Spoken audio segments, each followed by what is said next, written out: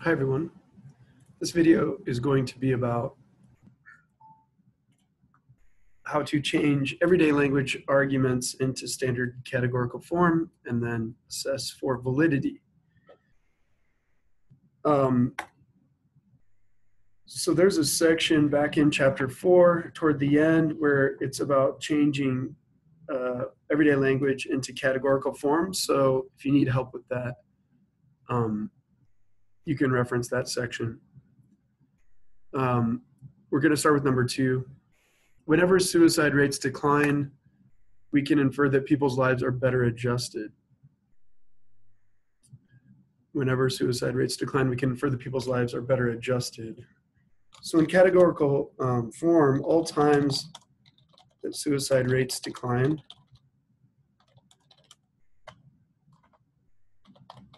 are times where people are better adjusted.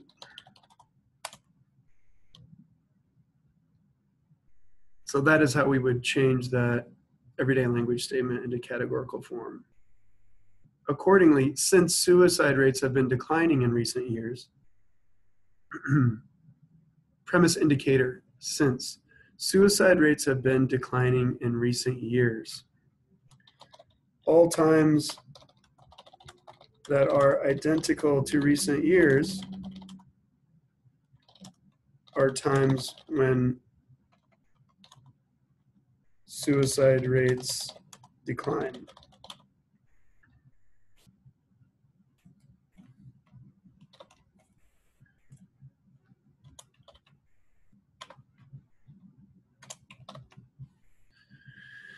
All times that are identical to recent years are times when suicide rates decline.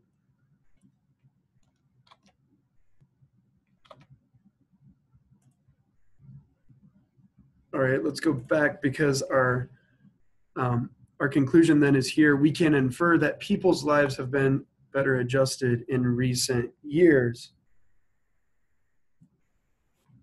All times that are identical to recent years are times where people's lives have been better adjusted. Pretty difficult. This is a pretty difficult one to do here.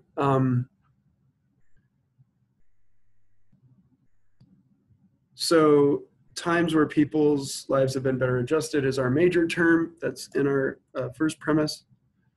Times that are identical to recent years is our minor term, which is in our second premise. And our middle premise is, or our middle term, sorry, I said premise. Our middle term is all times where suicide rates decline.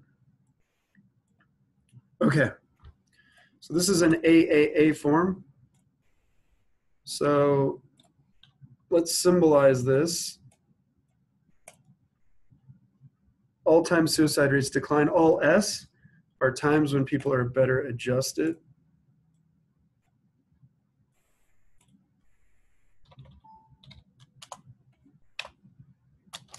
All S are A.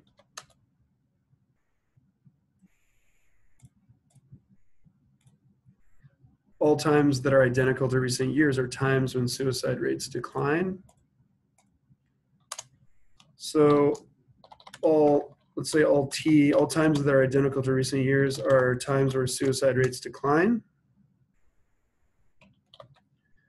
And then our conclusion is all times identical to recent years are times where people's lives are better adjusted. Lots of stuff going on here. There's a lot of background knowledge we need in order to be able to do these. So if you are doing these, then well done. This is an AAA figure 1 because our middle term goes down and to the right. This is a valid form. One of the easier ones to remember, AAA1. But we can check it using our rules. Is our middle term distributed at least once? Yes, it is. It's distributed here in the subject of the first premise. anything distributed in the conclusion must be distributed in the premise where it occurs. T is distributed, T is distributed. And then it passes all of the other rules that are more focused. There can be no valid syllogism with two negative premises. So these are both positive. And then it passes the particular rule as well. So this is a valid form. All right, let's try another one.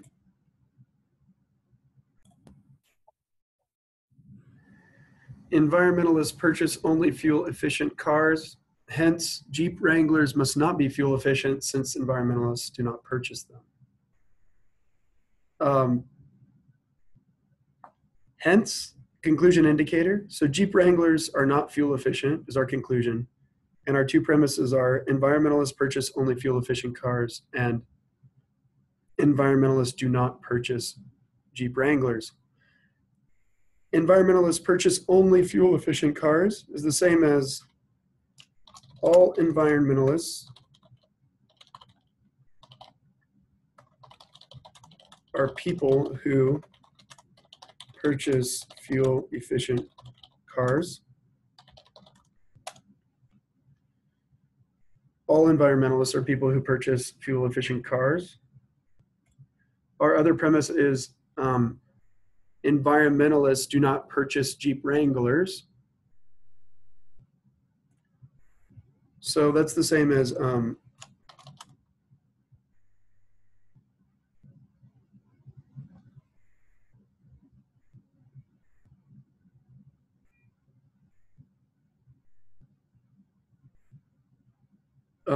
no things identical to Jeep Wranglers are things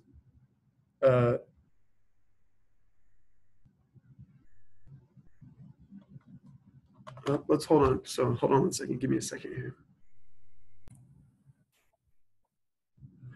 Okay, so I'm just gonna be honest here. I don't know. I might need more time or something. I might be missing something.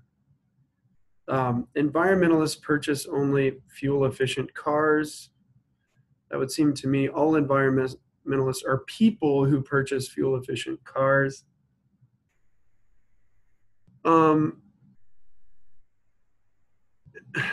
Okay, and then it says, hence Jeep Wranglers are not fuel efficient.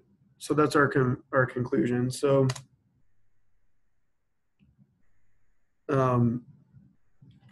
no Jeep Wranglers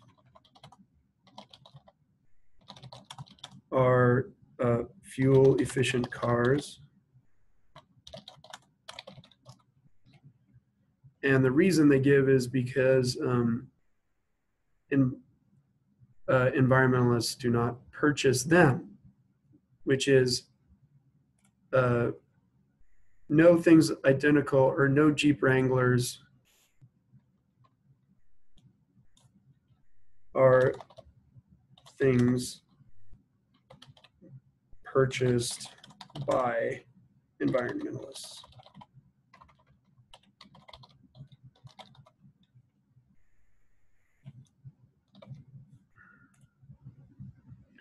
All right, let's try to get these in order. But the thing is, environmentalists here is our subject, and then our predicate is people who purchase fuel efficient cars. You can't have all environmentalists purchase fuel efficient cars. There's no predicate class there. And it doesn't mean all things that environmentalists buy are fuel efficient cars, because that's not what they're saying. And it doesn't mean that all fuel efficient cars are things that environmentalists buy.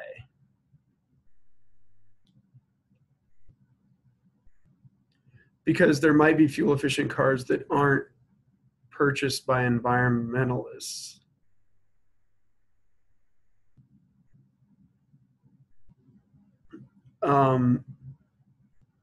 So really, you can't capture the meaning, in my opinion. Probably wrong. I guess there's an answer here, but it seems like you can't capture the meaning of that sentence and keep the proper middle minor and major terms because you have fuel-efficient cars here, because you're saying Jeep Wranglers are not fuel-efficient cars, right? So no Jeep Wranglers are fuel-efficient cars.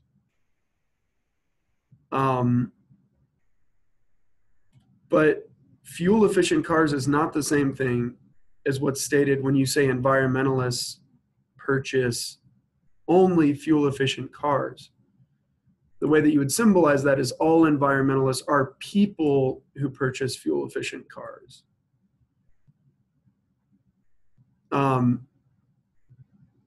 No Jeep Wranglers are things purchased by environmentalists, because it says environmentalists don't buy Jeep Wranglers. Therefore, Jeep Wranglers aren't fuel-efficient cars. So I don't see how you can. We have like more terms than are possible here, or possible for a categorical syllogism. Again, I could be wrong, but I don't think, unless you said some fuel-efficient cars are things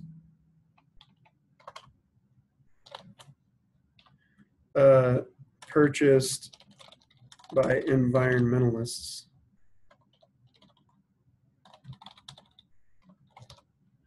Some fuel-efficient cars are things purchased by environmentalists. Is that equivalent to saying all environmentalists? I mean, technically it's true, but only from the Aristotelian perspective. Yeah, I think you can't escape this. So anyway, I'm going to move on from that one. But anyway, at least you saw my reasoning through this, and you can see the difficulty that even your instructor has with doing some of these problems.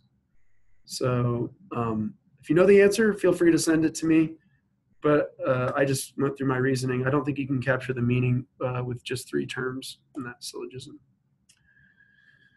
All right, so let's look at another one. One that's any city that has excellent art museums is a tourist destination. Any city that has excellent art. So all cities with great art museums are tourist destinations. Therefore, Paris is a tourist destination. Conclusion: all cities identical to Paris are tourist destinations. And I'm supposed to be writing these out, so.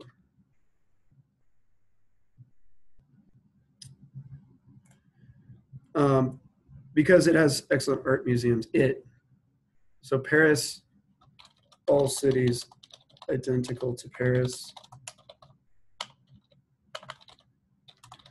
are cities with excellent art museums.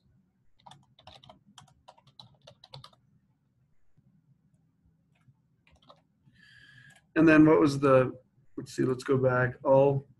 Any city that has excellent art museums is a tourist destination.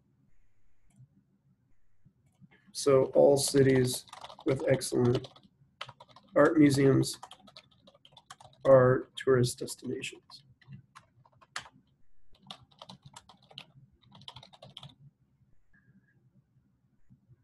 All cities with excellent art museums are tourist destinations. All cities identical to Paris are cities with excellent art museums. All cities identical to Paris are tourist destinations. All right, this one's better. So tourist destinations, major term. So this is the appropriate major premise. All cities identical to Paris, minor term, in our minor premise. And then cities with excellent art museums is our middle term. So let's symbolize this and be done with it. So all cities, let's say with excellent art museums are T, excellent tourist destinations. All P are A. All cities identical to Paris are cities with excellent art museums. Therefore, all cities identical to Paris are tourist destinations. This is an AAA1 form, which we know is a valid form. Check it using the rules. Middle term is distributed in the first premise. P is distributed in the conclusion, and it's also distributed in the second premise. Doesn't abide by the negative rules, and it also is not governed by the particular as well, because all of these are universal statements. AAA1, mood and figure, is a valid form. Thus, this is a valid argument. All right, let's do one more. All right, let's do number 8, and then we'll call it a day. Not all interest expenses are tax deductible. Some interest expenses are not tax deductible. O form statement. Some interest expenses are not tax deductible. Home mortgage payments are interest expenses. Second premise. All home mortgage payments are interest expenses.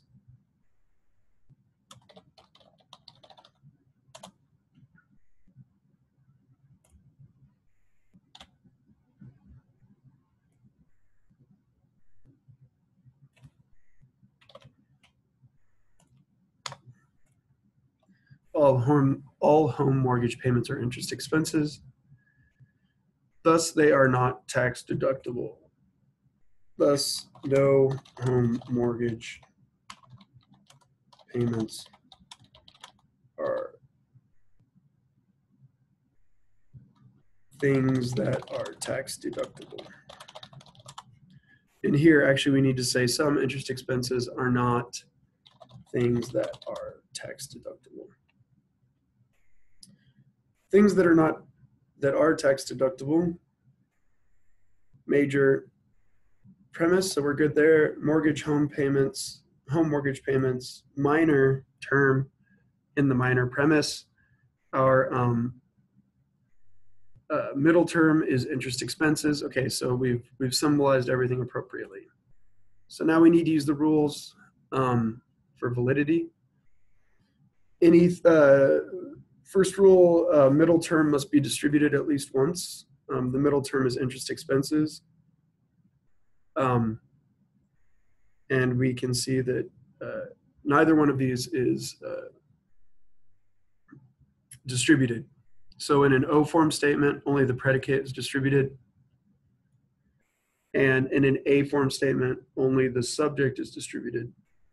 So our middle term is not distributed. So this is an invalid form. And this is an OAE1, mood and figure, and it is an invalid form. All right, well, if you want to send in the answer to the one that I couldn't get or present a counter example or argument to my interpretation, please feel free. I hope the ones that I did complete here do help you understand. And have a great night, day, whenever it is that you're watching this video. We'll see you later.